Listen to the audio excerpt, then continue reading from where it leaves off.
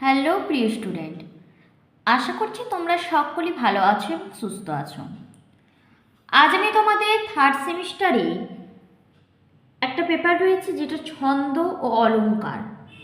তো আজ আমি এই ছন্দ জিনিসটা কি, কিভাবে ছন্দ করতে হয় সমস্তটাই কিন্তু লিখে লিখে বুঝিয়ে দেব, যাতে তোমাদের ছন্দ করতে কোনো অসুবিধা না হয় আর ছন্দ জিনিসটা কঠিন না মনে হয়।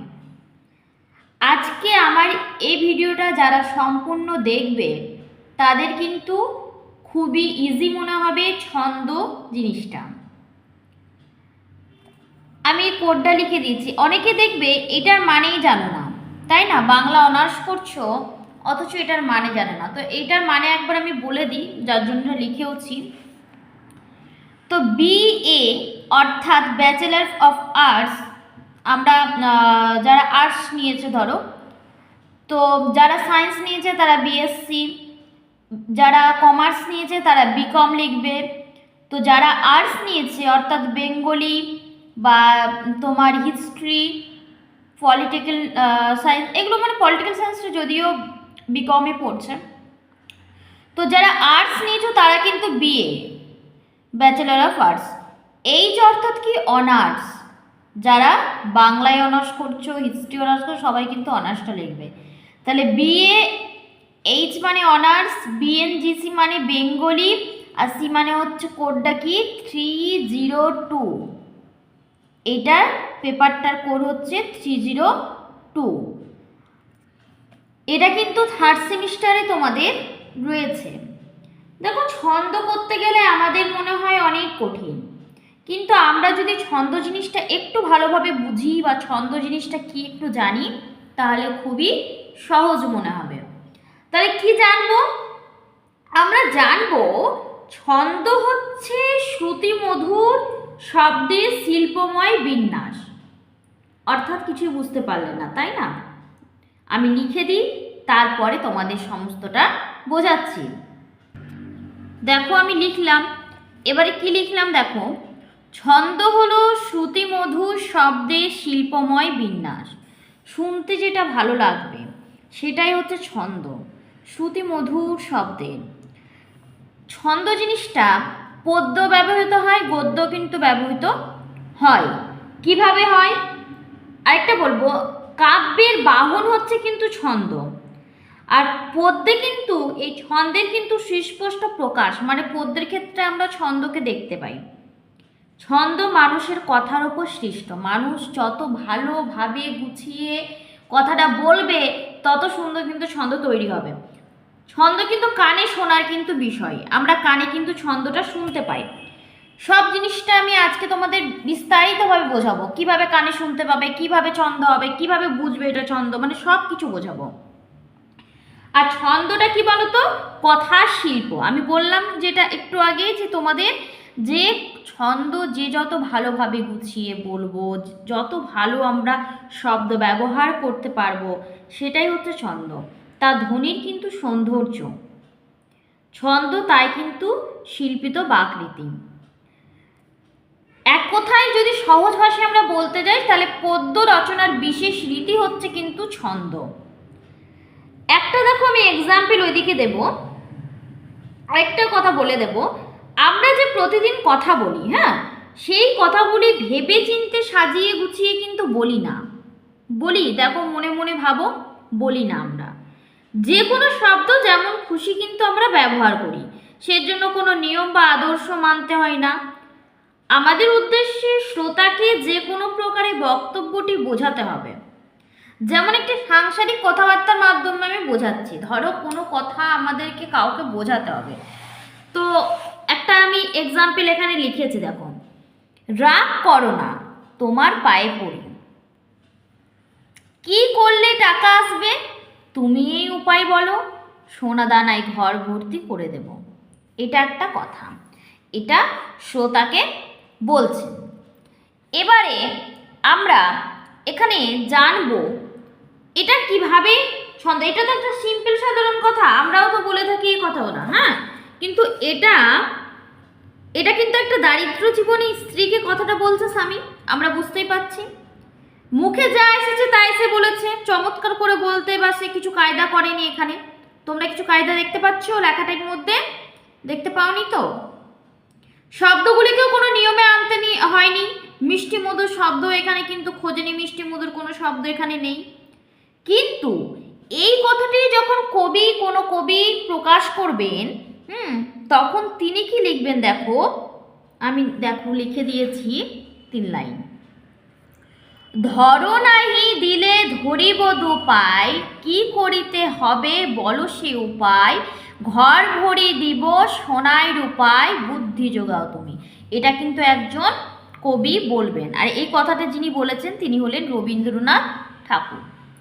তাহলে এই কথাটা যখন আমরা সাধারণ একজন মানুষ ব্যবহার করছি, বলছি, তখন আমরা সিম্পলভাবে এই কথাটা বলবো। কিন্তু যখন একজন লেখক, যিনি খুব ভালো লেখক বা কবি, যখন ওই কথাটি লিখবেন বা বলবেন, তখন তিনি তার তার ভাষায় দারুণভাবে একটা কথা, ওই 3 লাইন কথাই বলবেন। তো এই কথাটার মধ্যে আমরা কিন্তু ছন্দ দেখতে পাচ্ছি। এই শব্দগুলো কিন্তু শ্রুতি মধুর। তিনি সেগুলোকে কি করেছে, সাজিয়েছেন, নিয়মে সাজিয়েছেন। আর এখানে কিন্তু শব্দের তরঙ্গ সৃষ্টি হয়েছে। তখন দেখো স্বামীর যে এলোমেলো কথা হয়ে উঠল এক চমৎকার কিন্তু শিল্প। এখানে কথাটা এলোমেলোভাবে ছিল, ঠিকভাবে তোমার শুনতে এতটা মিষ্টি লাগছিল না, কিন্তু এখানে যখন আমরা পড়লাম তখন কিন্তু দেখলাম সুন্দর একটা ভাষা লাগছে। এটাই হচ্ছে ছন্দ। এবারে ছন্দ জানতে গেলে তোমাদেরকে ছন্দের যে উপাদানগুলি রয়েছে, এই দেখো আমি উপাদানগুলি লিখেছি, এগুলো তোমাদেরকে জানতে হবে। ছন্দের উপাদান কোনগুলো? যেগুলো সিলেবাসে রয়েছে, ধ্বনি, বর্ণ, তারপরে তোমার শব্দ, এগুলোকে জানতে হবে। ধ্বনি রয়েছে, বর্ণ রয়েছে, শব্দ রয়েছে। আমরা এখন যেটা জানবো সেটা হচ্ছে ধ্বনি।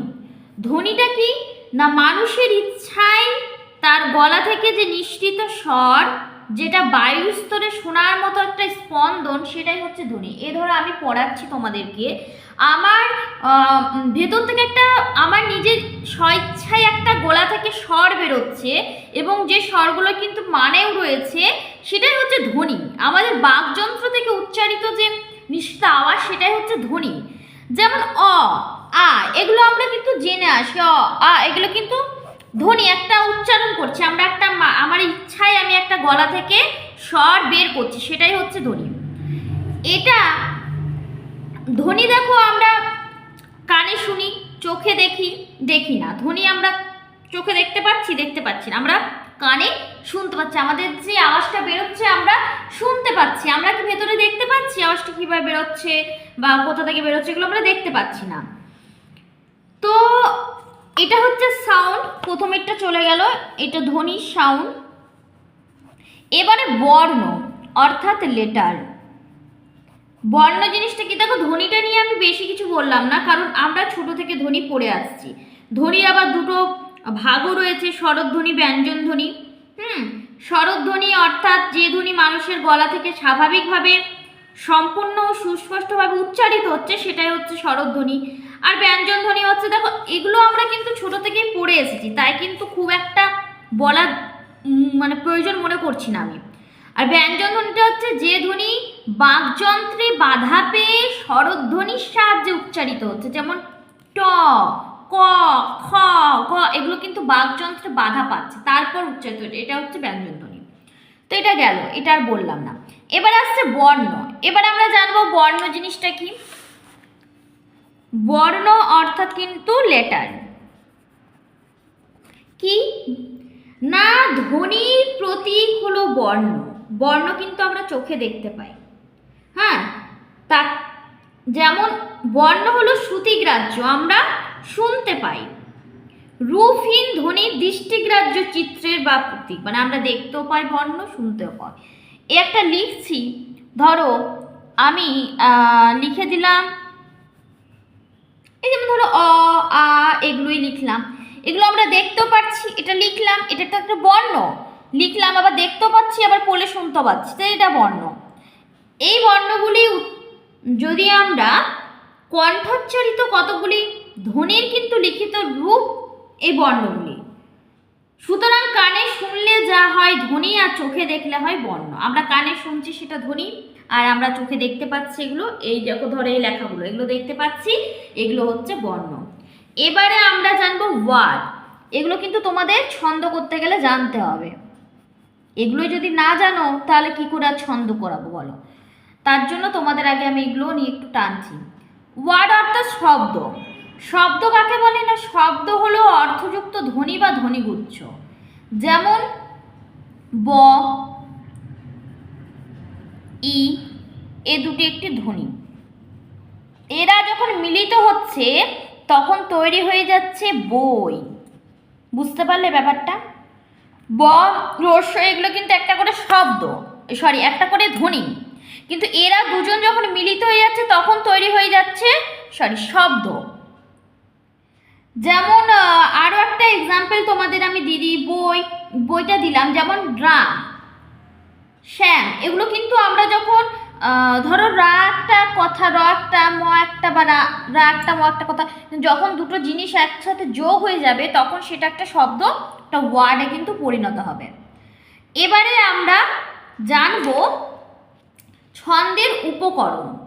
ছন্দের কতগুলো উপকরণ রয়েছে, কি কি?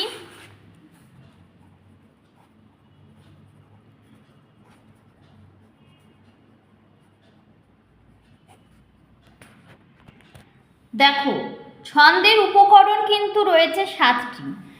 একটা ধ্বনি, যেটা ধ্বনির মধ্যে বর্ণ শব্দ রয়েছে, 1 নাম্বার। 2 নাম্বার রয়েছে অক্ষর বা দল।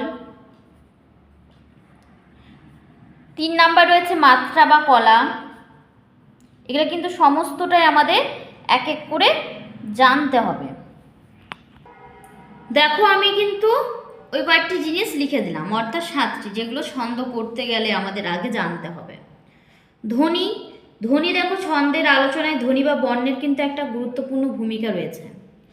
আমরা মনের ভাব দেখো প্রকাশ করি বাক্যের সাহায্যে, আর বাক্যকে বিশ্লেষণ করলে পাওয়া যায় কতগুলি পদ বা শব্দ। আর শব্দকে যদি আমরা বিশ্লেষণ করে একেবারে গোড়ার দিকে যাই তাহলে কিন্তু কতগুলো আমরা ধ্বনি পাই। এই ধ্বনিই কিন্তু ছন্দের কিন্তু মূল আশ্রয়, তার জন্য আমরা ধ্বনিটা ব্যবহার করে থাকি। একটা হলো, আর বর্ণটা হচ্ছে, দেখো ধ্বনি বা বর্ণ ছিল, বর্ণটা লিখিনি। বর্ণ হচ্ছে ধ্বনির লিখিত রূপকে বর্ণ বলি। আমি আগেও দেখো এগুলো সমস্তটাই বোঝালাম। যা কিন্তু আমরা চোখে দেখতে পাই, অর্থাৎ বর্ণ কিন্তু দৃষ্টিগ্রাহ্য, আর ধ্বনিটা কিন্তু শ্রুতিগ্রাহ্য। এটা অবশ্যই তোমরা মাথায় রাখবে। বর্ণেরও 2 প্রকার, স্বরবর্ণ, ব্যঞ্জন বর্ণ। আর ধ্বনিও 2 প্রকার, স্বরধ্বনি, ব্যঞ্জন ধ্বনি। এবারে আমরা জানবো অক্ষর বা দল সম্পর্কে। দেখো এগুলো কিন্তু তোমরা ধ্বনি বর্ণটা জানো, কিন্তু অক্ষর বা দল জিনিসটা হয়তো অনেকে জানো না। তো অক্ষর বা দল জিনিসটা একটু মন দিয়ে শুনবে। দেখো, বাকযন্ত্রের স্বল্পতম প্রয়াসে উচ্চারিত ধ্বনি বা ধ্বনি সমষ্টিকে বলা হয় অক্ষর বা দল। ইংরেজিতে একে কিন্তু সিলেবেল বলা হয়। কেমন দেখো, এটা এক্সাম্পল না দিলে তোমরা কিচ্ছুতেই বুঝবে না। দেখো, একটা ভিডিওর মধ্যে আমি কিন্তু ছন্দ কিভাবে করতে হয় সেটা কিন্তু তোমাদেরকে আজকে আমি দেখাতে পারবো না, কারণ একটা ভিডিও অনেক বড় হয়ে যাবে। তাই আজ আমি ছন্দ করতে গেলে যে জিনিসগুলো লাগবে, যেগুলো তোমরা জানো না, প্রয়োজন আগে জানার, ছন্দ করতে গেলে আগে যেগুলো জানতে হবে, সেগুলোই আজকে তোমাদের আমি সমস্তটা বুঝিয়ে দিচ্ছি এই ভিডিওর মাধ্যমে। আর আমি নেক্সট ভিডিও খুব শীঘ্রই তোমাদের কিন্তু দেব ছন্দের ভিডিওটা, যেটা ছন্দ কিভাবে করবে। আর দেখো, কলেজে বিভিন্ন যে উপন্যাস রয়েছে, আরও বিভিন্ন পড়া রয়েছে, সমস্তটাই কিন্তু আমি আমার চ্যানেলে আপলোড করেছি। তোমরা এখনই যারা কিন্তু দেখোনি, একবার অবশ্যই গিয়ে চেক করে নেবে, তোমাদের কিন্তু সমস্তটাই সহজ লাগবে। চলো, অক্ষর বা দলের একটা আমরা জিনিস জানি, এক্সাম্পল দিই। ছন্দ শাস্ত্রকে যদি আমরা ভাঙি, ধরো ছন্দ শাস্ত্র, এটিকে আমরা ভাঙব, কি বেরোবে বলো তো? এটিকে ভাঙলে চারটি দল বা অক্ষর কিন্তু পাওয়া যাবে। চারটি দল বা অক্ষর পাওয়া যাবে কিভাবে ভেঙে দেখি। ছন যোগ দ, ছন যোগ দ, যখন আমি তোমাদেরকে ছন্দ করাবো না তখন জিনিসটা বুঝে যাবে। শাস্ত্র যোগ শাস, দেখো আমরা উচ্চারণ করছি কি শাস্ত্র। ছন্দ ছন, ছনটা কিন্তু আমরা একসাথেই উচ্চারণ করছি, মানে তাহলে ছন যোগ দ যোগ শাস যোগ এ, তাহলে কি হচ্ছে ত্র ত। তাহলে এখানে আমরা চারটা অক্ষর বা দল পেলাম কিনা দেখো, তোমরাই দেখো দি বলো। এটা দেখো না, ধরো বেরোয়নি, আমি চারটি লিখিনি, আমি ধরো অন্য লিখেছি। তো তোমরা একবার ছন্দশাস্ত্রটাকে ভাঙো এবং বলো এখানে কি বেরোবে। চারটি অক্ষর বা দল পাওয়া গেছে, বা এখানে যদি বড় কোনো শব্দ থাকতো তাহলে আমি বড় করে ভাঙতাম, সেটা কোনো ম্যাটার নেই, যে তো ম্যাটার করছে না যে কতগুলো অক্ষর বা দল থাকছে। কিন্তু এখানে এক দল বা ছন্দ থাকছে, এই সরি হ্যাঁ দল বা অক্ষর কিন্তু থাকছে। এগুলো তো অক্ষর, এক একটা তো করতে অক্ষর, এগুলো তো অক্ষর দল, বুঝতে পারলে? তাহলে এটাই হচ্ছে অক্ষর বা দল। তাহলে ধ্বনি আমি বুঝিয়ে দিলাম, অক্ষর বা দল বুঝিয়ে দিলাম। এবারে আমরা নেক্সট যেটাতে আসব সেটা হচ্ছে মাত্রা বা কলা। মাত্রা বা কলা কোনটি জানি না, তোমরা বলবে, এক্ষুনি তোমাদের জানিয়ে দেবো, খুব সহজ মনে হবে। দেখো মাত্রা বা কলাটা কিন্তু আমি লিখে দিলাম। কি লিখেছি? একটি অক্ষর উচ্চারণ করতে যে সময় লাগে সেই সময়টুকুকে বলা হচ্ছে মাত্রা বা কলা। কেমন? যেমন একটা এক্সাম্পল দিয়ে আমি বুঝিয়েছি, আমরা, আম যোগ রা হবে আমরা, তো কমা দিয়ে লিখেছি আমরা। এই যে আম উচ্চারণ বা রা উচ্চারণে যে সময় লেগেছে সেটাই হচ্ছে মাত্রা বা কলা। মাত্রার এক নাম কলা। তো এই জিনিসটা আশা করছি তোমরা বুঝেছো। মাত্রা বা কলারও কিন্তু শ্রেণী বিভাগ রয়েছে, দুটি শ্রেণীতে বিভক্ত মাত্রা বা কলা, একটা হচ্ছে একমাত্রা, একটা হচ্ছে দুমাত্রা। একটি অপ্রসারিত বা মুক্ত অক্ষর উচ্চারণ করতে সাধারণত যে সময় লাগছে তাকে একমাত্রা বলা হচ্ছে। এটা একমাত্রা, আমটা দুমাত্রা, যেটা কিন্তু একটু যে মানে অক্ষর উচ্চারণ করতে একটু সাধারণত যে সময় লাগছে, একটু প্রসারিত বা রুদ্ধ অক্ষর যদি আমরা উচ্চারণ করছি তাতে যে সময়টা লাগছে সেটা কিন্তু দুমাত্রা। আর যে সময়টা মুক্ত অক্ষর উচ্চারণ করতে লাগছে সেটা কিন্তু একমাত্রা। রুদ্ধ কি মুক্ত কি সমস্তটাই বোঝাবো, কিন্তু একটা ভিডিওর মাধ্যমে কোনোটাই কিন্তু হবে না। এবারে আমরা মাত্রা কলাটা জানলাম, এবারে আমরা জানবো ছেদ ও জ্যোতি। ছেদ আর জ্যোতি জিনিসটা কি, চলো এক্সাম্পল দিয়ে তোমাদেরকে বুঝিয়ে দিচ্ছি। দেখো ছেদ বা জ্যোতি জিনিসটা হচ্ছে আমরা কথা বলা বা বক্তৃতা দিই, যখন বই পড়ি, একটা না অনর্গল কিছু বলি বা পড়ি, মাঝে মাঝে থেমে থাকি, হ্যাঁ, কিন্তু এই থামাও আমাদের কিন্তু খুশি মতো নয়। আমরা এমনভাবে থামি সেই জায়গায় যেন শ্রোতা স্পষ্টভাবে সেটা বুঝতে পেরেছে, যাতে কথাগুলোর অর্থ ঠিক ঠিক প্রকাশ হয়েছে, সেভাবে কিন্তু থামি। এই যে থামা, আমরা যে একটা ধরো কোনো কবিতা গল্প পড়ছি, সেখানে যে ছেদ, পূর্ণচ্ছেদ, তারপরে তোমার অর্ধচ্ছেদ, বিভিন্ন জিনিস থাকে, আমরা সেই ভঙ্গি করেই কিন্তু পড়ি। তো সেগুলোকে কিন্তু ছেদ বা জ্যোতি বলছে। ছেদ জ্যোতিরও দুই প্রকার ছেদ। আবার এটা আরেকটা নামও আছে, ভাব জ্যোতি। পরীক্ষাতে যদি তোমাদের আবার ভাব জ্যোতি দিয়ে দেয়, তোমরা বলবে আমি পড়িনি, জানিই না। তো ভাব জ্যোতি হচ্ছে এই যে তোমার ছেদ বা জ্যোতি হচ্ছে ভাব জ্যোতি। তো যাই হোক, তো কি বলছিলাম, হ্যাঁ, ছেদ দুই প্রকার, পূর্ণচ্ছেদ, অর্ধচ্ছেদ। প্রাচীনকালে কবিতার শেষে দুই দাড়ির সাহায্যে পূর্ণচ্ছেদ বোঝাতো এরকম ভাবে, আর এখন কি হয় বলতো, এক দাড়ির সাহায্যে বোঝে পূর্ণচ্ছেদ। আমরা ধরো একটা কোনো লিখছি কথা, এই দাড়ি দিলাম, আবার পূর্ণচ্ছেদ অনেক রকম হয়, এই মানে এগুলো সবই ছেদ বা জ্যোতি। তো এই জিনিসগুলো আমরা কিন্তু কোনো বইয়ের ক্ষেত্রে গল্প পড়ছি বা কিছু ক্ষেত্রে দেখতে পাই, হ্যাঁ, তো সেগুলো আমরা দেখতে পাই। তো এগুলোই হচ্ছে ছেদ বা জ্যোতি। ছেদ অর্থের ওপর নির্ভরশীল, ছেদ কিন্তু অর্থ সাপেক্ষ, হ্যাঁ, আর জ্যোতি কিন্তু অর্থ নিরপেক্ষ, এর কোনো অর্থ নেই জ্যোতি।